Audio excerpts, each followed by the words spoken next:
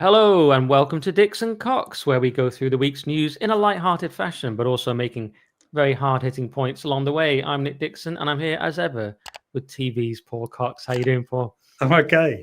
I'm chuckling away because just before we come on air and all the start proceedings, Nick said, "Let us begin." Not just once, twice. I just felt like it gave me this religious feel about what we're about to embark on. Yeah, and I didn't even notice I was doing it. I was just so overwhelmed by the amount of... I've done too many links again for the show. So for those who don't know, this is now a multimedia experience, this show. We'll be doing links and videos throughout, and I'll be driving myself insane trying to get it all perfect. But the good news is, if you haven't seen any news for a week, you're just about to see it all. It'll be a news dump in your face. But sounded bad, but yes, it'll be very good. We'll be going through the Labour reshuffle and recapping Angela Rayner because we didn't talk about her actually going because it hadn't quite happened last week. We'll recap that briefly. Talk about Labour reshuffle. Shabana Mahmood as Home Secretary. Will she be good or bad? Are you worried about it? And also we'll be talking about Peter Mandelson, Lord Mandelson, and his Epstein thing. And are there going to be more defections to reform as well? That's a big thing coming up. And what did you think of the reform conference? Nadine, Doris joining, etc. And talk of her saying Boris should come back. So we'll do Labour, then we'll do Reform. And we're also going to talk about the tragic events in America with the poor young Ukrainian woman brutally killed. We might do that in the paywall section at the end on nickdixon.net. And we'll talk about anarcho-tyranny in general in this country with judges letting off terrorists and the police officers saying you can't call someone a muppet anymore. And if you can't call someone a muppet, that is half of this podcast ruined, Paul. So it is because I've been trying to find non-sweary offensive words, and muppet's definitely one of them. So we are, I don't know what we are, cobblered. I don't know what we can't even say what we are. We can't even say up no. Muppet Creek. There's nothing we can say. No, there's nothing we could. Welcome to Nothing We Can Say with Dixon Cox. Yeah, unless we want to go to jail, which is, probably, we'll get free meals. We'll do probably a lot better than you do on the outside here, and paying all our tax, Paul, for the migrants. Just getting on brand right at the start. Looks good, isn't it? I mean, I should just give a shout out to, I forget his name, I think it was John. John and his wife came to an epic comedy gig in Wimborne purely on the back of watching this. And they said, he went to the extent that he said, we listened to the latest Dixon Cox episode, not the one with Will, which was good last week. Hello, Will, I know you're watching, mate, but I'm back, mate. See you later. He said he listened to the last Dixon Cox on the way to the gig with his wife. He said his wife's a fan as well, but I don't know. Wow. So they specifically came to see me host a show after watching this. So thank you very much. Did they say you need the dicks? Oh, yeah, they don't need dick. He went out of his way to say, say hi to Nick. And I said, we don't talk. I said, we only talk on air. Yeah, we talk through our lawyers' office. It's true at this stage. But yes, you're back. I forgot to mention that. Thanks to Will last week, but you're back. We had Will as a super sub, Ole Gunnar Solskjaer. Now we've got Paul. He's so good, it's ridiculous. Now he's hosting TV programs as well. I mean, coming over here as well. I was supposed to be on that, but I couldn't do it. I mean, I can never do GB anymore. I was supposed to do the Saturday 5X or whatever it's called, but I just can't. I didn't have time. I had something else. The problem is, but anyway, it's good because you're doing loads of GB, and I'll probably never do it again. Just wear down my contract. Doing the minimum. Will get you on. I think he's going to be the next Alex Armstrong. He's going to come in and swoop in and take all that stuff, and I hope he does because he likes us. Will's going to be big. Yeah, he won't talk to me once he becomes too big. That's the thing. Yeah, that's the thing. Yeah, that's how it goes. I spent most of that time thinking it's so hot in here. I should have worn shorts. My house hasn't got the memo that it's cold outside yet. It's one of these new builds that retains heat for like 3,000 to 4,000 years. It's just like, it's good because it is a new build, isn't it? We're both suffering, I assume, from the male menopause because I feel exactly the same way. It's like that weird September. You can feel the seasons are changing, but it's not quite there yet, is it? I don't want it to. I don't like the end of summer, beginning of autumn. Do you know what, Paul? Wake me up when September ends. That's all I've got to say. God. That's a Green Day lyric. I'm just now quoting. Yeah. Anyway, I deliberately did some extra banter there just to annoy the people that say podcast starts at 5 minutes 12. So that's just for them. But the podcast has to start sometime, Paul. So let's do it. Let's talk about Angie Rayner. So you may have seen that when Angela Rayner went last week, Beth Rigby from Sly News talked about it, and she called her Angie. And I've never heard anyone else do this. Let's just have a quick watch. No option but to ask Angela Rayner to go, or she saw the findings and she chose herself to resign. I don't have any of that detail yet. I don't have any of the details from the report. It's yet to be published. But clearly, Angela Rayner saw the writing on the wall. She has resigned. She said it twice. Like, well, Angela Rayner. Thing about Angela Rayner. Stop saying Angela Rayner. No one's ever said Angela Rayner until twice just then. It's like, hello, I'm mates with all the politicians, and just in case you thought this was independent journalism, I just want to say we love Angela Rayner. She'd already done that soft soap interview where Rayner was crying and like all this stuff. Now she comes up with the Angela Rayner. What's all this about, Paul? Oh, it's hypocrisy, isn't it? Because they're not, they aren't impartial. No one on that side of the news sphere is impartial. They're clinging on to dear life because I think they're genuinely frightened about what it means for them should there be a populist revolt, which seems inevitable now. It feels to me like Farage and Reform are on a victory march to 2029. I don't see anything changing. Keir Starmer's he's on his knees now, and the Angela Rayner debacle was testament to the fact that these are hypocritical failures. What I found most abhorrent, actually, other than the fact that Beth Rigby, there, Eleanor's sister, I believe, was the fact that she seemed so comfortable talking about somebody who had basically done something so wrong at the top of politics that they had to step down.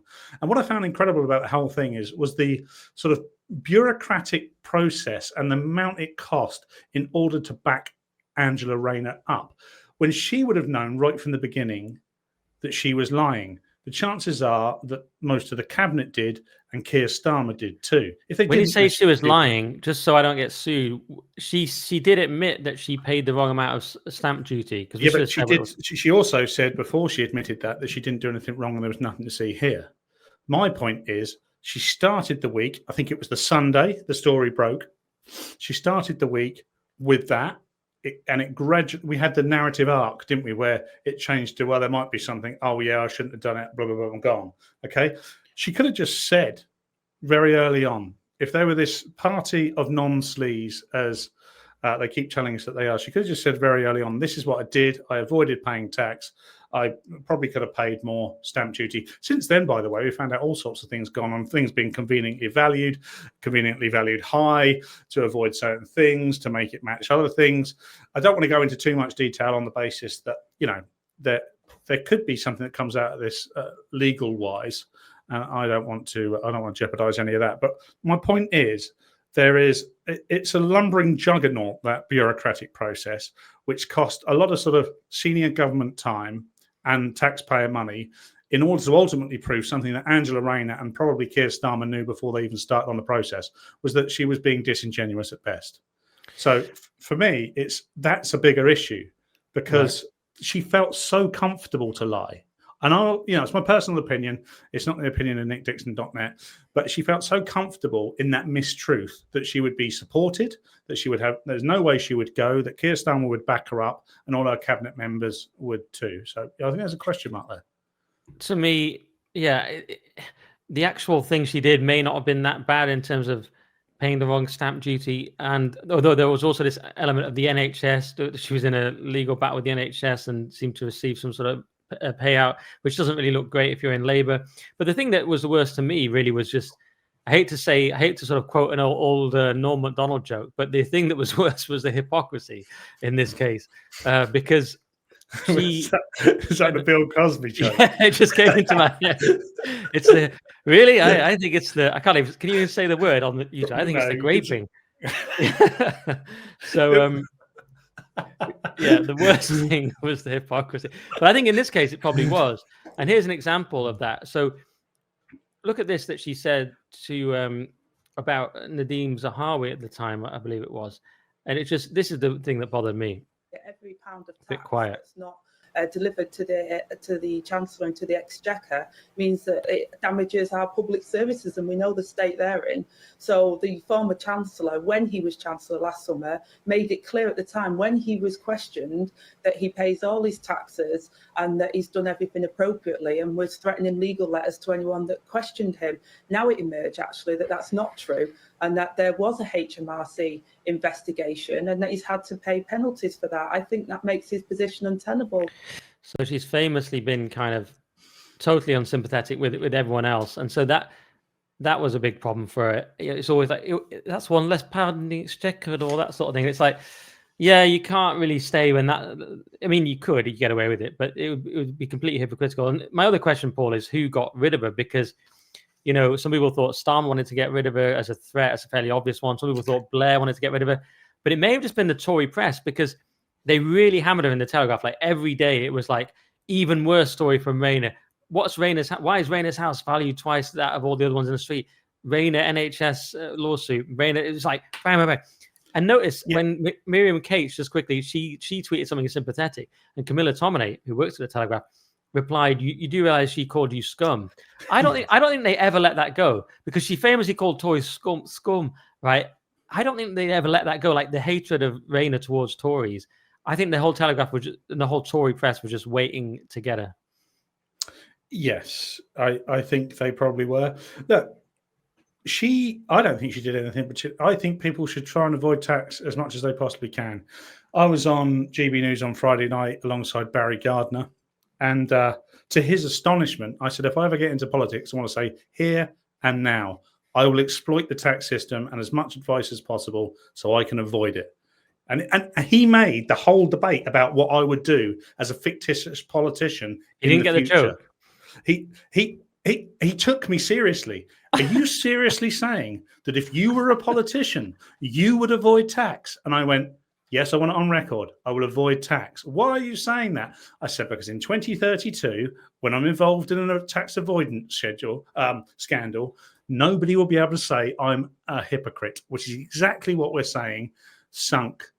You'd be like, look at my video. I did say 5 years, 10 years ago. I said I was going to do it, and it gradually dawned on. Because he made this straw man argument where, well, how can you comment on this? This is hypocrisy. You would be a hypocrite yourself because you'd be avoiding tax. And I was saying, for one, I'm shocked that a lefty doesn't have a sense of humor. I mean, that's incredible. It was. Did you ever call him Beijing Barry? No, I called him. Right, because that's what they call him on the internet. As a joke, but I said it in such a serious tone that he took it seriously. I said ex-Labour MP Barry Gardner on the basis that I just said moments before that Labour are doomed. Right. And I said, of course, we're here with ex-Labour MP Barry Gardner. Ex-Labour MP. It took Barry 15 minutes to get used to Paul Cox, shall we say. Right. By the end, we were having... we even stopped and talked for 20 minutes off air. But imagine if they had to do a show with Lewis Schaefer. That would have been... my goodness. Oh, yeah, or Leo. I don't know if he's done one. Any one of us, by the way. I don't know quite what. So I was building up this kind of facade to say the point is she's not. People should avoid, because they want to use Nigel Farage, for instance. And I'm saying, yeah, but Nigel Farage supports successful people. He wants people to be successful. So, he's a businessman. People will avoid tax. Will avoid tax if they possibly can. Now, what Angela Rayner, what's gone under the radar a little bit, is that she didn't take the advice she was given, or she was given bad advice. So she's kind of made her own autocratic decisions around what she would and what she wouldn't pay. So she, wittingly, rather than unwittingly, decided she would take a course of action. And I said, as a human and someone who has to pay tax and wants more money in the bank than I do in the government coffers, I empathise, I sympathise with what she did there, but I don't have a history of saying I would never do it and anybody that would do it is scum and should resign. So that's when I went on to my point about if I become a politician, I want to say here and now that I will avoid tax. And then Barry Gardner took that very seriously and said, oh my God, this is outrageous. All right. Well, speaking of jokes that not everyone gets, I'll share a few of mine because it's my own podcast, so I can self-indulgently just share my own jokes on it.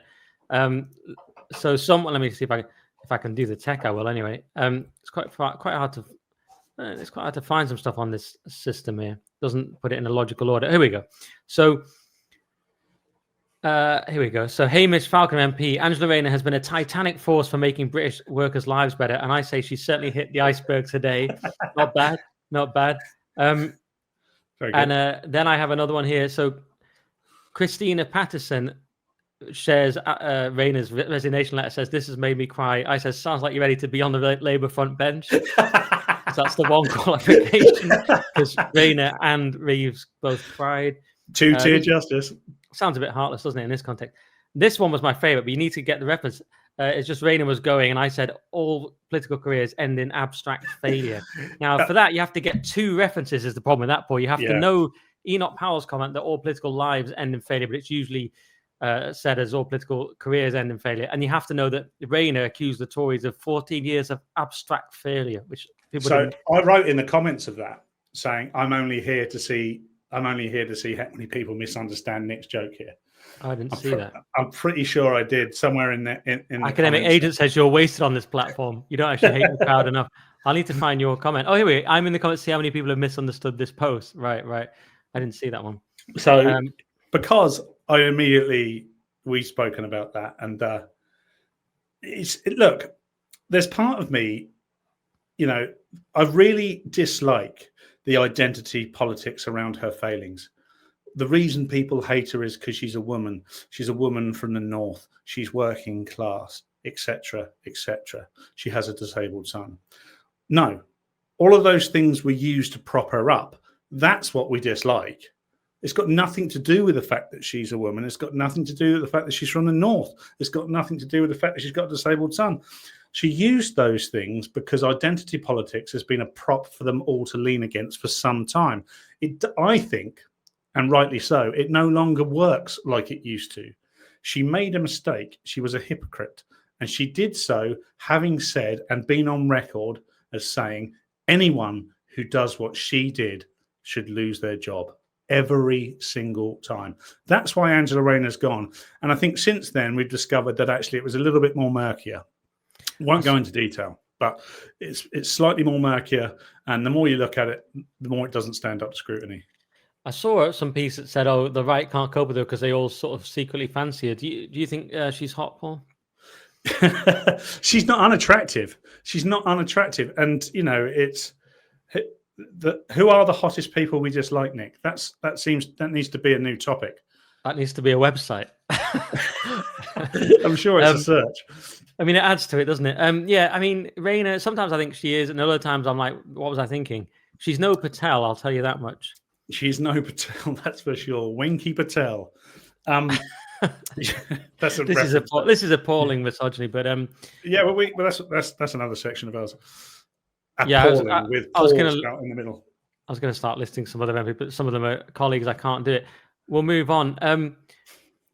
What about then the reshuffle aspect? So there's Rayner going, but then that was Starmer's kind of handled it.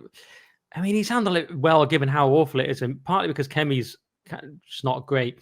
It was so bizarre that in PMQs today, as we record Wednesday, Starmer actually said to Kemi, well, she's finally asking the questions about Deputy Prime Minister she should have asked last week. So he's actually saying, why didn't you skewer me? Well, this is how bad she is. He's having to go, why didn't you skewer me more last week, which me and Will were saying. It's incredible for Starmer to say that you should have asked her. So I actually think that her and Nigel Farage deliberately didn't ask for Angela Rayner's resignation. This is my theory, on the basis that don't be hoisted, but she was hoisted by her own petard. So they are avoiding being doubly hoisted squared by the petard squared, is what I would say.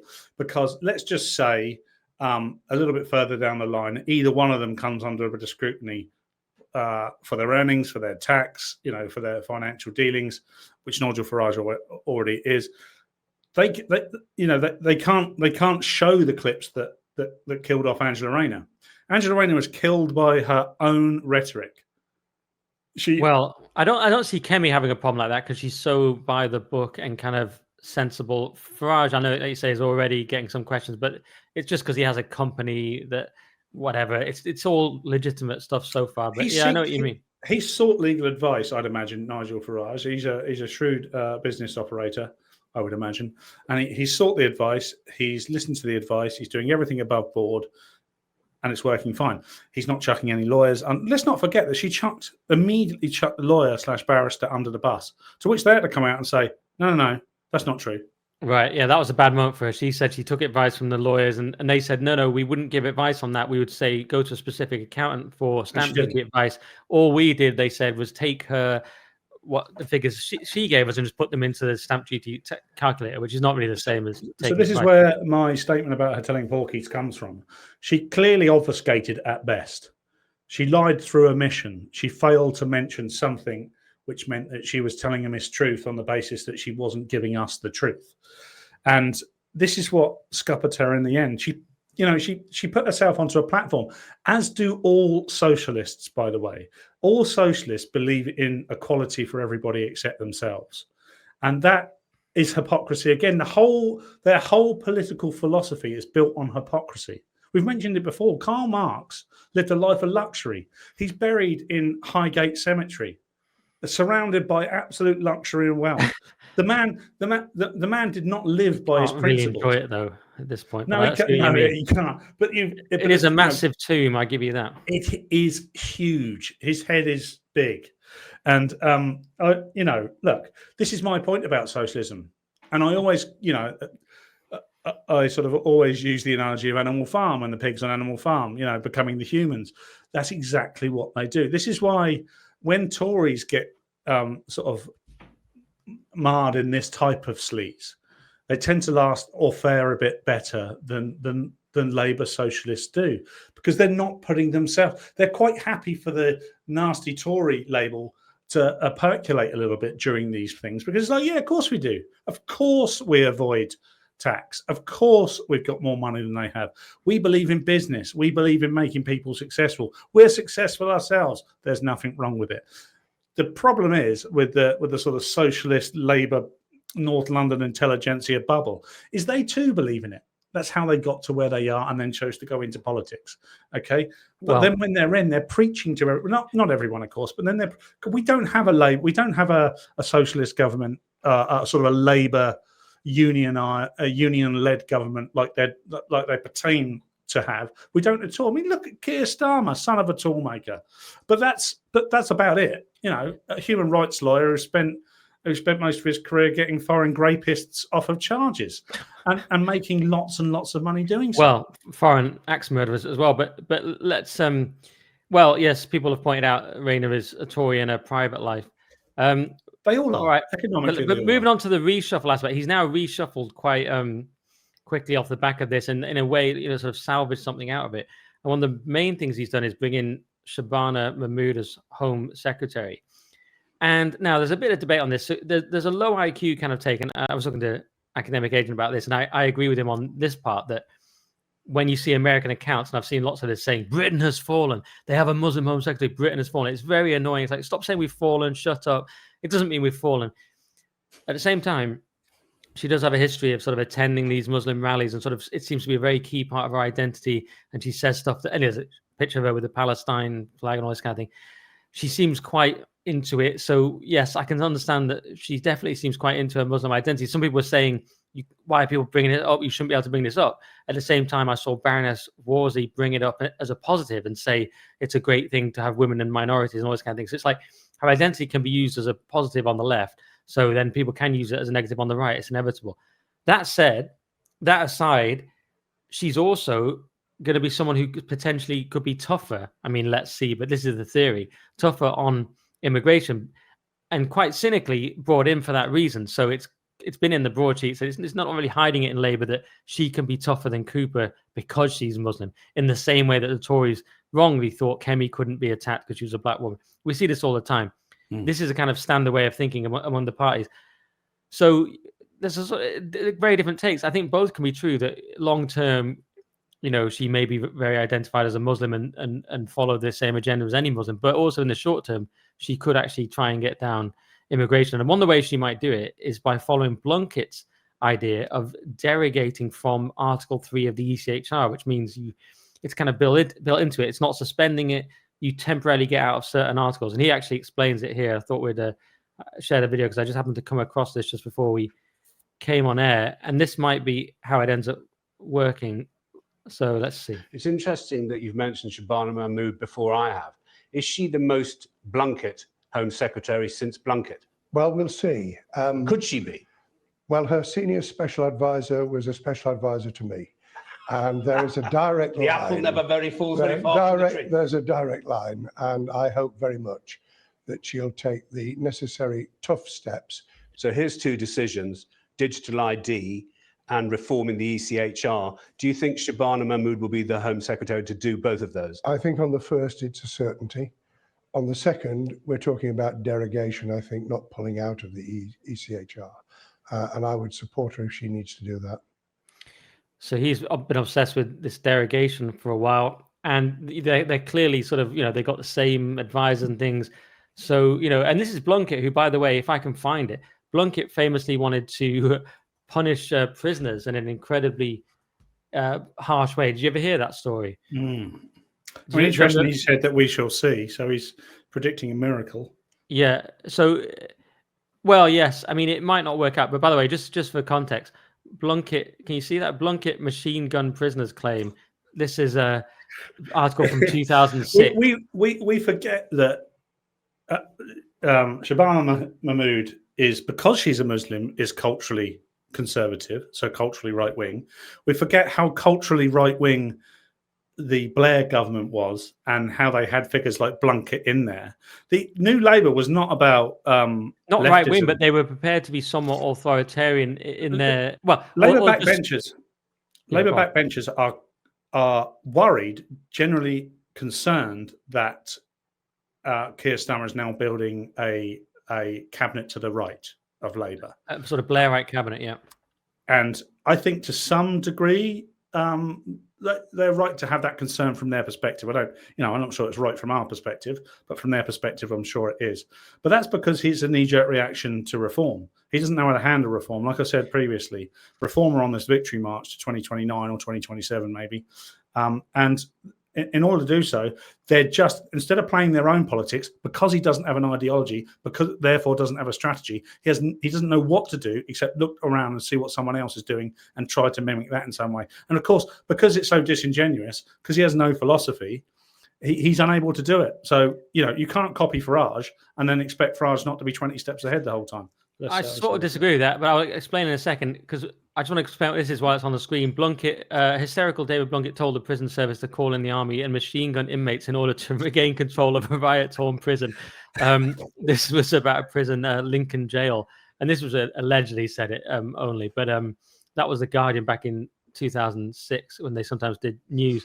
But Paul, on your claim, so I slightly disagree. I think Starmer is a Blairite. He's a managerial. He's just not as good as Blair, but he's a managerial Blairite who sort of, power, get it done type of person. And Morgan McSweeney is on that side, and Mahmood, and all the other people actually now in the cabinet, except for Ed Miliband, who's sort of knocking around, and they can't get. But he tried to take him off and put him onto housing, and Miliband refused and has enough power to refuse and said, "No, I just want to stick on my green mania." But everyone else is sort of fully Blair right now. So I think Starmer it's Starmer trying to use the Rayner thing to get back on top of his cabinet, basically, and his party, because he had the problem that you want to do something on benefits, and these people are nutters and they're Brownites. They won't cut benefits even slightly, whereas he's like, this needs to be done. So, now he's got Starmer, obviously, Lammy, Reeves, Mahmood, Miliband is the one weird one, Streeting, Cooper, Darren Jones, who said that it's only women and children on the boats, Steve Reed, no one knows who he is, Peter Kyle, awful, Pat McFadden, old Blairite, John Healey, Liz Kendall, Hilary Benn. You get the idea. This is all Blairite stuff. So mostly. So, well, because they want to deliver digital ID, which is mentioned in that clip. Blair's dream, yeah. And Blair's wet dream, and our sweaty nightmare, I think. Given the political landscape we find the authoritarian political landscape we find ourselves in. And, I was talking to some young people, by which I mean young 20-year-old adults, about that. Well, we can't really see what the issue with digital ID is. And I said, well, there's nothing wrong with digital ID itself. It's who owns the data. It's the data that's powerful. You can make a lot of good cases for actually having digital ID if the people using the data are acting in good faith. And I don't believe that imagine the Starmer government having access to all of your digital data. Then you wander around outside a migrant hotel with a Union Jack on your back saying, please leave our children alone. Before you know it, your benefits seem to have been taken away, or you can't get a job because you've been blacklisted. Oh, no, it's just a coincidence. No, Yeah, I think I do think that is the big problem. I think it'll be this. We saw I said this last time, we saw during COVID how what they'll do. It's all the social credit score stuff. Yes, and will it really stop the boats? No, it won't stop the boats. It'll just it won't stop the black economy, because the black economy always remains black. You know, it all remains. It's an outlier. It remains outside of the system. And you don't mean like hip hop and stuff. You mean like no, I don't. Market. No, keep it black. That's what I've always said. Keep the black economy black. You know, NWA, Biggie, all that lot. They were great. But I'm saying that, you know, these people aren't asking for ID now. And if they're getting shown, the Deliveroo cyclists, for instance, oh my God, I was driving through Putney High Street last night. Deliveroo cyclist just cycled in front of the car, got hit by the car, then just got up and went off. I'm like, I said, "You all right, mate?" He's just gone. Didn't even speak English. They just deliberately cycled. They're maniacs, right? I'm not saying they're all maniacs, but this particular guy was an absolute maniac. Maybe they can't be killed. Maybe that's why there's so many of them. He didn't. He just touched the bumper and he kind of fell to one side. And it's like, but he cycled in front. He lost his footing, cycled in front of my car. And there's bloody loads. They're just everywhere, right? They're just absolutely everywhere. And they're all of a type, okay? And what am I supposed to do? Pretend they're not. I see it. I'm driving in London 3-4 times a week. There is a black economy quite clearly going on. I've been in an Uber before, and I look at my app, and it shows a picture of Mahmood or whoever's driving me along. That picture does not correspond to the fella in the driving seat. I mean, he's taking me from A to B. He does the job safely. No. I never get Deliveroo or any of those things, and I think you shouldn't get them. As many people have said at this point, you can't be It's not so much of a thing where I am, and I've never used Deliveroo. Oh, good. You can't be buying into it. You've got to take a stand against all this garbage. But that's the black economy I'm talking about. You know, they're not going to be the people that are allowing these people to be employed in that way are not saying, "Can we have your digital ID, please?" And do you know what? I actually don't want this authoritarian state for a whole raft of reasons. Look. Stop them coming in. Stop it at source. We always come up with these magnificent ways of fixing the problem, but it still allows them in. That's what will happen. But there's another part of it that I forgot to share, that where Mahmood's claiming as well that she'll crack down on visas. So Britain to suspend visas for countries failing to take back illegal migrants, says Mahmood. UK will suspend visas from countries that refuse to play ball on taking back illegal migrants. So she's talking tough. It is right wing. It is conservative rhetoric. They have no choice to do so. I would say that if this rhetoric was coming from someone we had faith in and supported, by which I mean not her personally, the system in which she has to work, the civil service system, the government that she represents, the Labour Party. If she was saying this in good faith for someone I believed in, I'd say, look, go and do it. I don't think it goes far enough. I don't think she'll achieve anything. Yvette Cooper has got out of jail free. She totally failed. She utterly failed her remit and then got made Foreign Secretary. And people saw it as a demotion, but it's not the worst. It's one of the 4 key jobs in government: Home, Foreign, Chancellor, PM. Those are the 4 big jobs. Which meant, by the way, that David Lammy got moved to Deputy Prime Minister, and Justice that is Secretary. seen as a demotion, because it's not really, no one really knows what it is. I asked Barry Gardner this actually, and we didn't get to go through it in full. But I said, how long can he remain Deputy Prime Minister? Because Labour will elect through some laborious voting system, I'm sure, a new deputy party leader, which my assumption is automatically becomes deputy PM. I don't know if that's true or not. It certainly happened. I'm just trying to think in previous Labour governments if that was the case. Generally, I think so.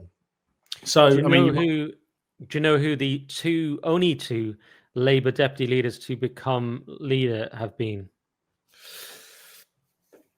We're doing quizzes now, guys. Was Brown one of them? No. No, because they were in the same. Usually, the deputy leader. because of he the was Labour chancellor, Party- wasn't he? He was chancellor. Yeah. Usually, the deputy leader of the Labour Party is almost from one of the a different church, a different sect of the Labour Party. They get, the way they're voted in is deliberately juxtaposed. It's not. I'll give you one clue. It's not that recent, and one of them's a long time ago. So one of them's quite recent, and one of them's a very long time. One of ago. them's recent-ish, and one of them's not that recent. But not even not very recent. This is great. This is great radio. Dead air. While Dead Paul air. thinks. Yeah. So became a Labour PM From being deputy. from deputy. Labour and it- leader from being not PM. Labour leader from being. Ah, okay. Okay, that's different then. So that could be. We should have cut this bit out while Paul thinks. Yeah. Sorry. Go on. Let's cut to it because It's Michael Foot and Clement Attlee. Clement Attlee would have been the old one that I would have said just as a guess. Michael Foot, that is not that recent, is it? And when was that? 1988 or something? I was trying to. I don't know the exact year he became, but I was trying to help you. But Thanks, anyway, mate. trivia, pointless trivia. But I'm turning into my dad gradually. This is what my dad. Do you know who? It always is to me. It always grilled me. Do you know just some football fact he's read that day in the Times? I mean, it's also a big problem for Keir Starmer, this, by the way, because he's going to end up in someone that essentially opposes his style of leadership, his politics of leadership in the Labour Party, and he will have to work with them. This is one of those strange sort of peccadillos with the Labour Party. And Lammy doesn't really oppose him, does he? No, he's just been put in place. I mean, he's just a stooge. I think Lammy, Justice Secretary, he basically does, designs the justice system now, or is in charge of the justice system. Well, I was thinking in his role as deputy. Go on. Yeah. So in that role, as a man who believes a man can grow a cervix, he's literally overseeing the way our judiciary runs. That's a huge worry to me, really. I mean. But the deputy role is just this kind of, it's a stooge for Starmer at the moment. And I agree. The mad thing is that Rachel Reeves remains despite doing one of the worst jobs ever. But of course, I think the markets would tumble. I think half the problem, there's two reasons, isn't there? Famously, you know that if you sack the Chancellor, then the PM's next. I say that's the only reason. And I would also say that if you did sack her, it would recover and quite quickly recover. It would create the kind of spiral that Liz Truss created in being essentially sacked. And therefore, they would have no legs at all to stand on, because the only leg they currently got left to stand on is that they can point to Liz Truss and say everyone's paying a higher mortgage rate because of Liz Truss. That's all they can do. So I've got this theory that if the markets spiral, because basically, if you look at the markets, it's in a Fabian-esque way, they've created the Liz Truss debacle slowly over time. They've essentially taken us to where it was with Liz Truss over a 12 to 14 month period. Whereas if the Chancellor, i.e. Rachel Reeves, was to be sacked tomorrow, I think we'd see a quick spiral. That would cause all sorts of problems, and they wouldn't have a leg to stand on. Starmer would be gone. I think now, because of PMQs today, and we'll get to it, I'm sure, Starmer is on his way out anyway, quicker than we all thought. Well, in my podcast with Stephen Barrett, and check it out, by the way, people are absolutely loving good podcast, and it's gone mental. It's like 38,000 views within a day or so. Yeah, it's I watched it yesterday. Over 40 last time I checked. People are really loving that. Some people are saying best guest ever, and so people love Stephen.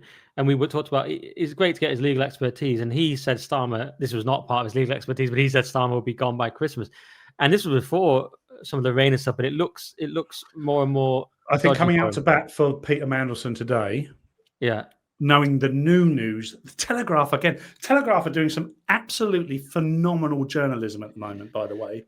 And there it is. Epstein brokered £1 billion deal with Mandelson, and there's a little picture of him in his robe with Jeffrey Epstein on Epstein's 50th birthday. We call it we don't call it a robe, we call it a dressing gown where I'm from, but bathrobe. With my reputation, he looks like that far. He looks like that far cat. You know the one. Yeah. Me alone with these schoolgirls with my reputation. Here's a handwritten note, and it says, "But wherever he is in the world, he remains my best pal." Oh, wherever not he great. Is. Not great for old Mandy, is it? That one. No, not at all.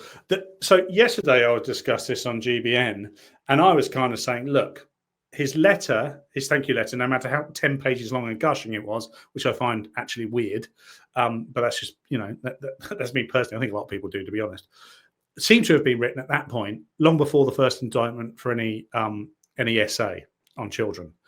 Now, this deal was done after a conviction, not after a suspicion, after a conviction. So the UK Labour government at the time is using a convicted SA child attacker to broker a deal of a taxpayer-owned bank business to the tune of £1 billion with a guy that had already been convicted, sentenced, the lot. So how does that? And then because he's such a bad judge, Keir Starmer, he's such a bad judge. He's it's a come strange out, one, isn't it? He was, like you say, it was defended. negotiated.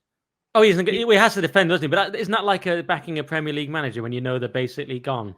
Yeah, but now it's against the backdrop of absolutely everything else that's going on. It's carnage. He's losing control all over the place. Yes. And look, Peter Mandelson, from what I understand, is a very shrewd political operator.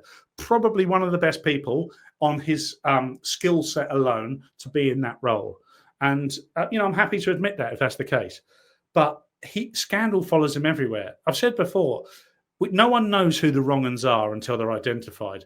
But the quickest way to identify the wrong-un is to find out if Peter Mandelson's been hanging out with him. Because his political career is just peppered with him inadvertently or willingly getting involved with the wrong character, borrowing from the wrong person, being associated in business with the wrong group of people.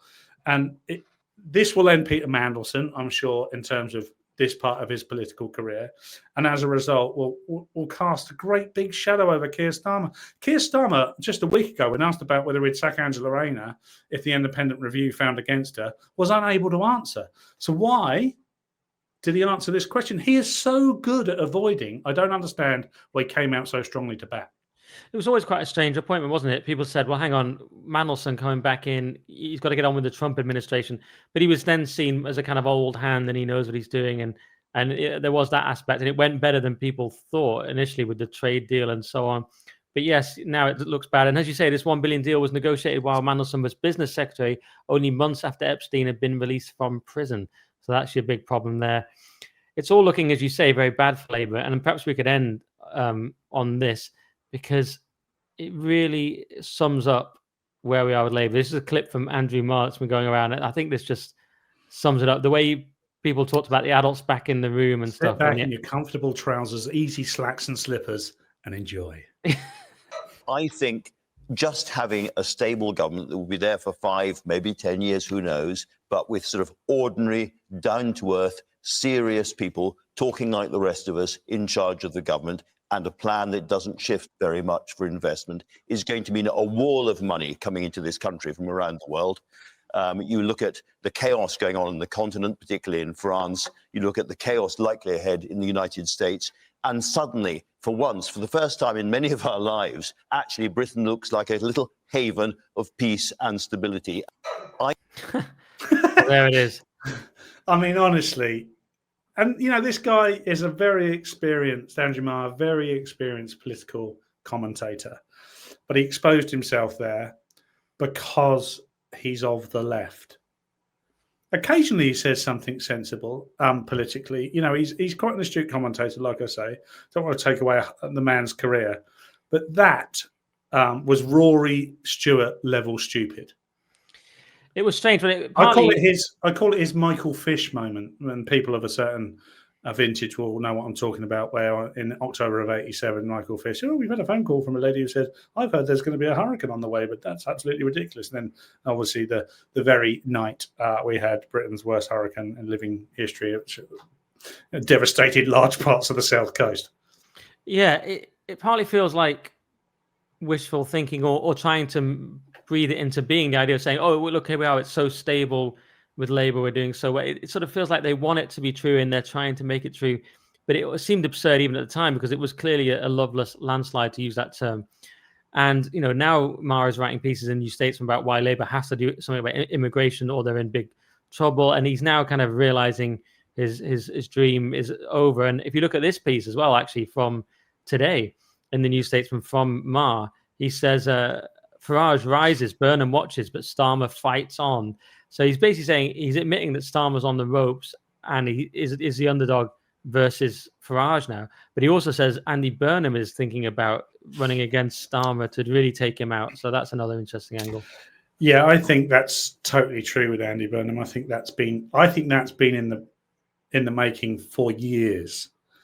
He was quite a prominent Labour opposition MP before he took on the role or won the role of Manchester Mayor. The only other person I see coming into it and spicing it up is Sadiq Khan. I think he'd fail. I think outside the London bubble, his reputation isn't good amongst Labour supporters, and I don't mean amongst anybody else. But Andy Burnham, definitely somebody, and particularly now with Angela Rayner gone, because she would have been the biggest tip for Prime Minister. But of course, unfortunately for her, that's not possible anymore. Not for a while, or not certainly in the time frame I think we're going to see Keir Starmer step down. Fascinating time to be commentating on politics. And of course, it's not, it would be unfair to say that Andrew Marr's a terrible commentator, because he's not. And I think what's happened now is politics has been a convention, a two-party convention for 100 years, for a century. And the people have become very skilled political commentators like Marr, even Beth Rigby, are now finding themselves in uncharted territory, and they don't know how to commentate because they just cannot predict. It does not work within the convention. And what Nigel Farage is doing to the convention is dismantling it. And he's saying it's going to crumble. It is crumbling. And these people don't know how to commentate on it anymore. Well, let's get on to Farage, and that's our Labour section. So let's move on to Reform and the conference poll, which some people thought was a bit cringe. Now, one of the big moments in terms of cringe factor, not in terms of importance, was Dame Andrea Jenkins. Now, I mean, I like Andrea, and she seems, I say I like her. I think I've just said hello to her maybe once in the green room at GB, but I feel like I just like her. And yeah, I've spoken to her a couple of times. Last time we were passing each other, she was coming out after Patrick Christie's, or probably Ben Leo, maybe 9. She was doing the 9 till 11 spot, and I was going in and doing 11 till 12 and said hi and stuff. But she seems a very competent politician, fun, quirky, and I think quirky might be what we're about to see, Nick. Yeah, well, let's just play the clip because everyone's talking about it. She came out singing her own song that she wrote, interestingly. I'm an insomniac. I'm an insomniac. Staring at the ceiling. Waiting for my to switch off. Yes, I'm an insomniac. I'm an insomniac. No matter here, it's the sound of that. I started to mosh at the end. You do get into it. I'm an insomniac. It actually gets stuck in your head. I'm an insomniac. It's a fairly catchy hook, I'm actually. An insomniac. Staring at the sea. Yeah, not bad. The weird thing was, like, to come onto a political song or like a political themed adapted song, like Guess Who's Back, and it's like, oh, I'm back, guys. And that's kind of like an appropriate song for Farage, because it's like, this looks like a job for me when you need to contain the right-wing energy and sort of neuter it and make it more palatable. It's a job for Farage. That's my interpretation. But this isn't really related at all, is it? It's like, I'm an insomniac. I don't understand why I know she wrote it when she was a young woman at university. What I couldn't figure out, and I've never taken the time to research, is how it was relative to what was going on at the time. So insomnia, is she saying that I don't understand how being an insomniac was relative or to that moment and coming on, or this moment in Reform. She tied it to it, saying something about waiting for Labour to, like, waiting for this government to end or something. But it was pretty tenuous. I mean, it didn't particularly make sense. I think she just wanted to do that, and I think she is the type of politician that feels comfortable doing that. Look, I become incredibly British when I see something like that, and I'm like, oh no, that's no, Andrew, no, please. No more. Thank you. The thing is, I can't totally rule out that it's the kind of thing I wouldn't do, because, like, if we did a live podcast, I'd come out, I sing and play guitar, and I can see myself saying, hey, it's my podcast, I'm going to just do what I want. So it's like a little bit of that. But then, but is it different, Paul, when it's a political conference about the party that's supposed to be presumably taking over our government? I just talked about the convention of two-party politics, a century's worth of, maybe there's 3 or 4 in there, depending on what versions of what party you want to look at. Obviously, you've got the Lib Dems in there, Ed Davey, fuck. I think she's breaking convention again. I think Farage is happy for that to be done. I think, why not? There will be plenty of reform-type voters who will enjoy that and think it's fun and indulge in that in some way. She had the old sequin suit on. She's an extrovert, and she's an insomniac. We know that. She is an insomniac. So am I. I mean, I could relate on that level. I'm an insomniac. Yeah. Though I'm not. I don't have the suit, and I wouldn't probably sing it at a party conference. I mean, that's my problem. But I do like Andrea, but that is my problem with it. It's I don't think all it should silly. overshadow what was potentially a very good conference for reform. Lot of people, I mean, Angela Rayner did overshadow it, and one of the reasons that Nigel Farage brought his speech forward was because of that. And I really think it was refreshing to hear him talk about the politics of the future in a way that made most people watching it think there's potentially a brighter future for Britain. There was no identity politics. There was no performative victimhood. There was nothing to do with sexuality or genitals or anything that's just nauseating and of no value. And it's nowhere near as divisive as the politics of mainstream. Nowhere near as divisive. It's got a couple of divisive policies in terms of immigrants, but more and more popular to say that illegal immigration is bad. We don't need to discuss the skin color. We don't even need to discuss the religion. We know it's inherent in the problem, but it doesn't need to be discussed. You don't need to create victims and oppressors versus the oppressed, which is all we see from this Labour Party now, and everyone's exhausted about it. No one watches the BBC anymore. You can't watch a period documentary or a period dramatisation without thinking, fuck me, he wouldn't be there. There's no way she'd be there. And as if there should, with time-travelling Doctor Who and all the trans people that are involved in that, you're thinking, you don't need a time machine to see the epitome of trans. You just got to go outside.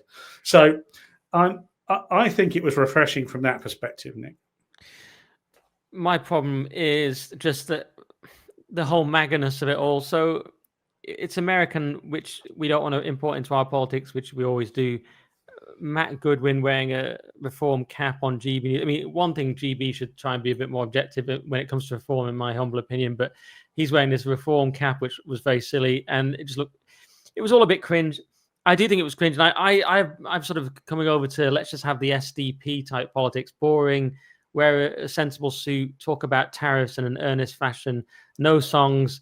I kind of make politicians boring again is kind of what I would like to see, actually, because this kind of spectacle, even though I've at times definitely sort of gone for it, especially when it's Trump, but it's more American, and so when it is MAGA, I've kind of accepted it, although there are excesses of sort of silliness with MAGA as well. But at least that's sort of part of the American character almost. But we've imported it now into reform, and it's all very. Problem with reform is it's going to be gestures. It's going to be a lack of substance, and this seemed to sort of back that up a little bit to me. Not that I care about one song, but another thing.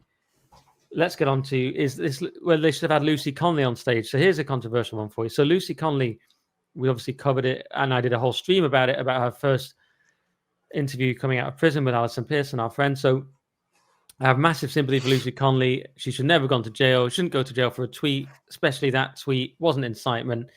She felt persuaded to plead guilty. All that I totally stand by. What I'm not totally sure about is whether she should be at a reform conference. She should be on Planet Normal, which is what it was sort of part of. Alison and Liam interviewed her on stage. Now, that's absolutely normal for journalists and for their podcast to interview Lucy Conley, completely normal thing to do. You've been in prison, what was it like, and so on. But should it be part of the Reform Political Party conference? I'm sort of torn because on the one hand, it's kind of good to just be like, right, gloves are off. This is the world we're in now, gesture politics. Like, this person went to prison, but we still don't care because we don't think she did anything wrong, so up yours. On the other hand, if you're trying to be a serious party, is that the right approach?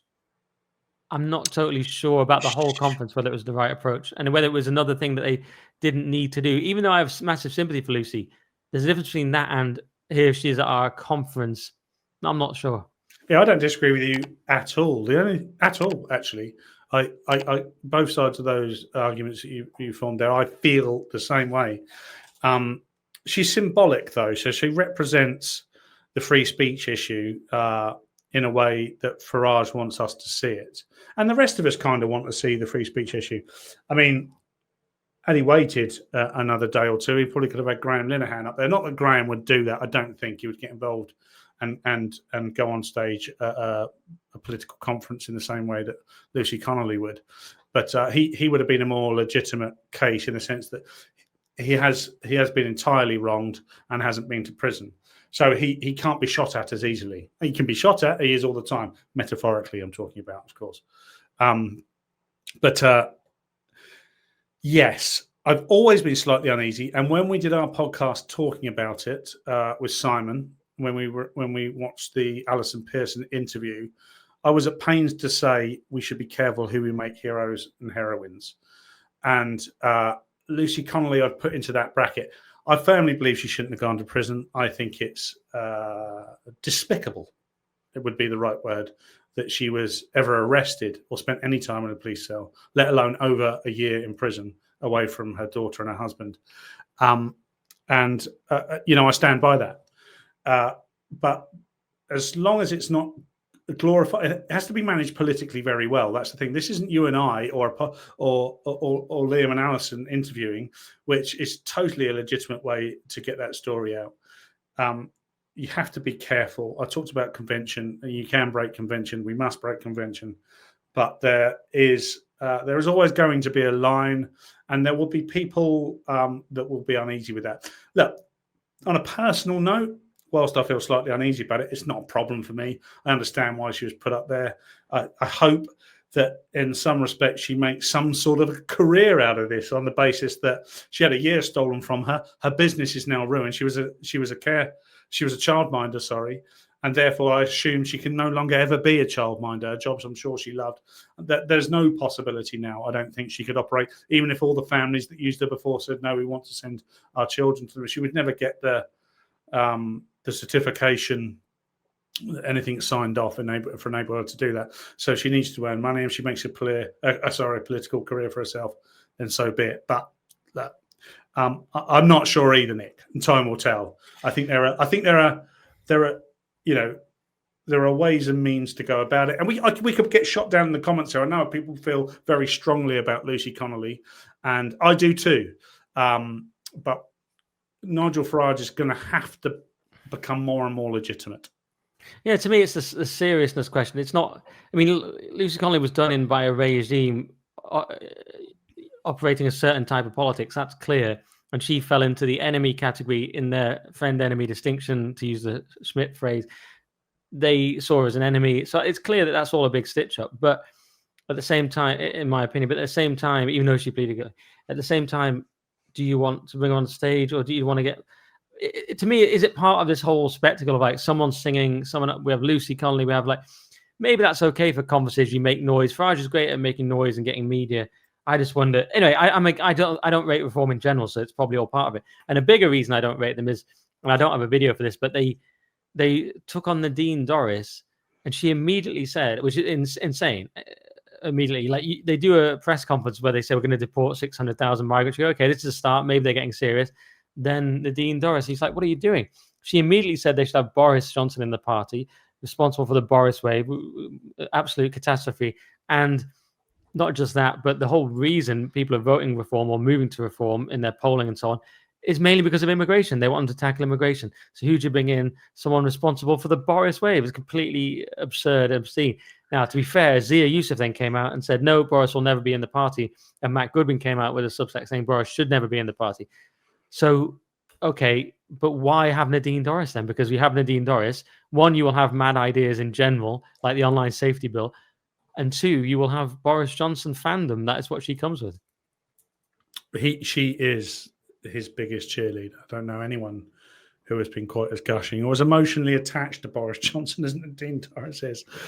To me, I think Nigel Farage said to us in his speech why he wanted her on board. She was in the Tory cabinet. I mean, not a very successful Tory cabinet.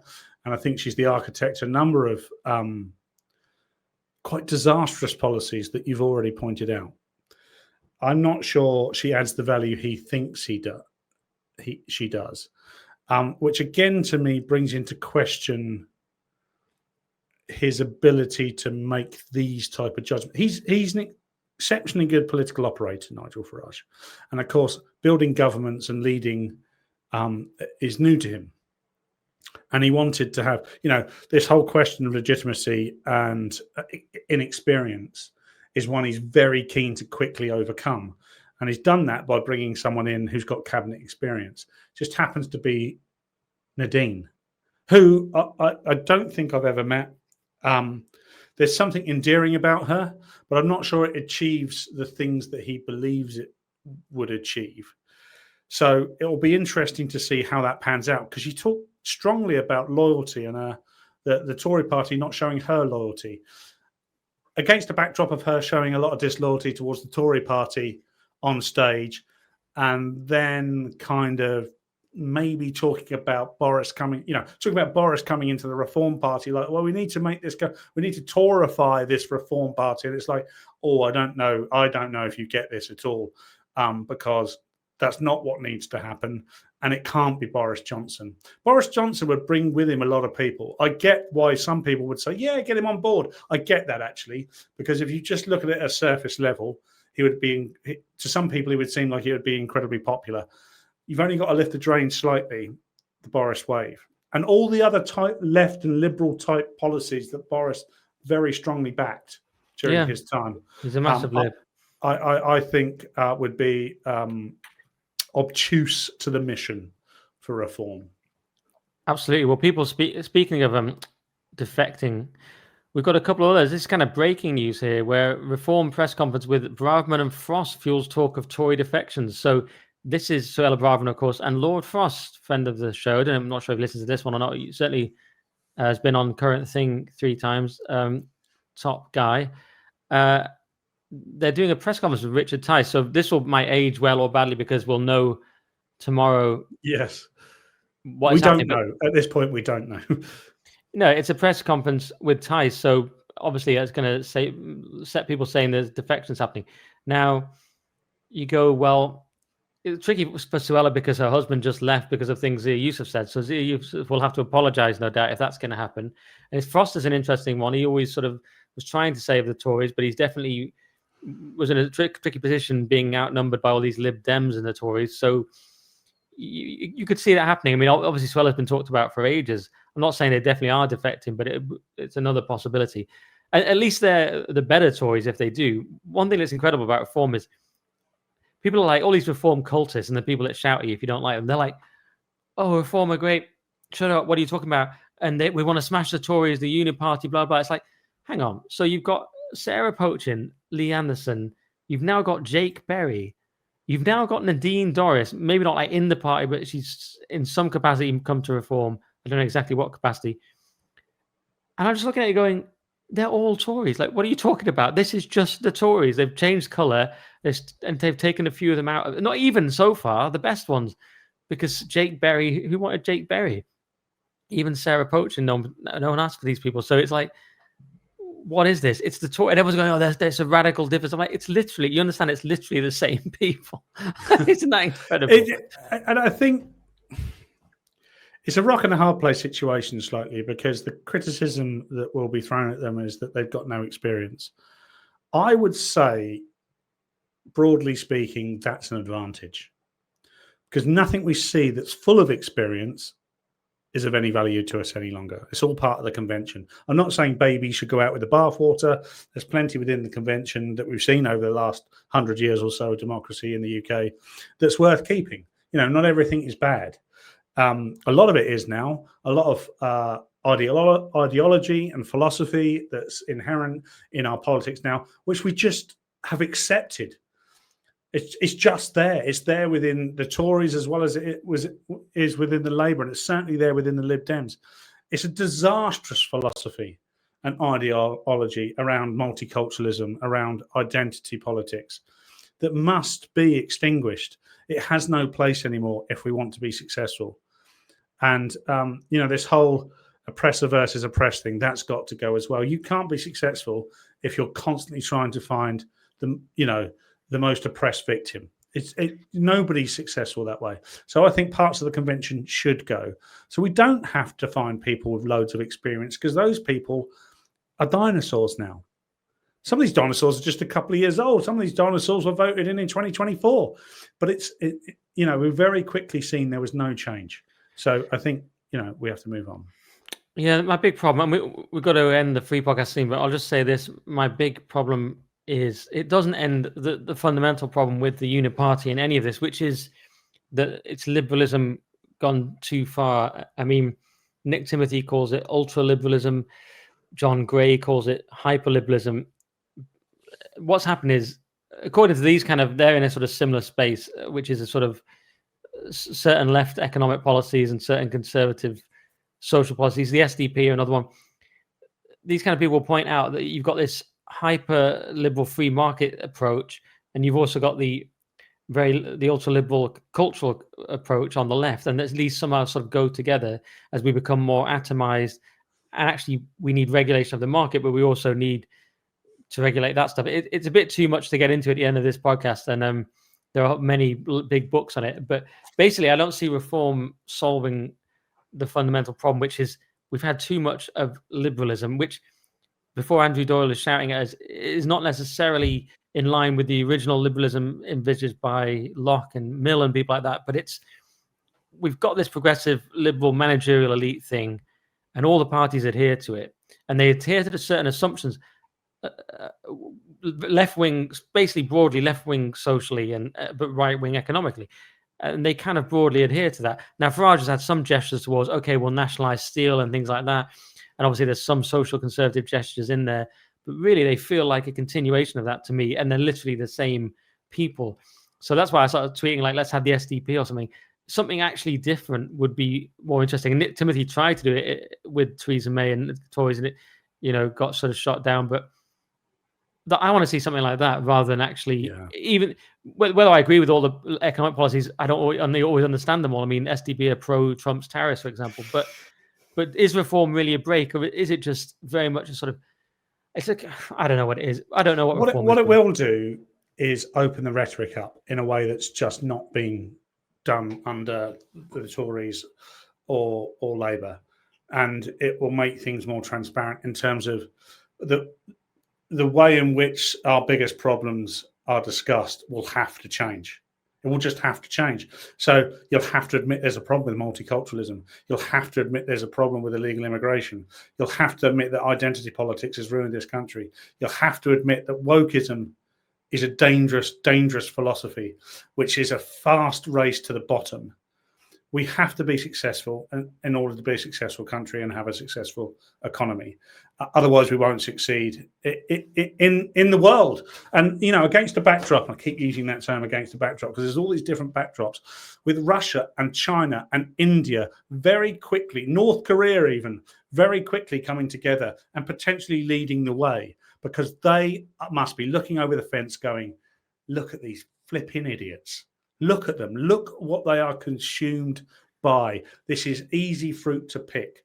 It doesn't make us any weaker, because I'm sure when it comes to the crunch, we'd assemble whatever military force we have and probably do fairly well still. But we are in danger of becoming the world's cucks because of the type of political philosophy we've allowed to embed inherent within our society over a 20 to 30 year period, which has essentially destroyed us. Yeah. Mike, I think really to hone in, to reply to that, but also hone in on what I was saying, my problem with reform is, they're quite good on some of the woke stuff. And as you say, woke needs to go, but they are, and then occasionally they can be good on other things as well, but it's a sort of random greatest hits. It's a random, there's no philosophy behind it. And there's a lot of nostalgia.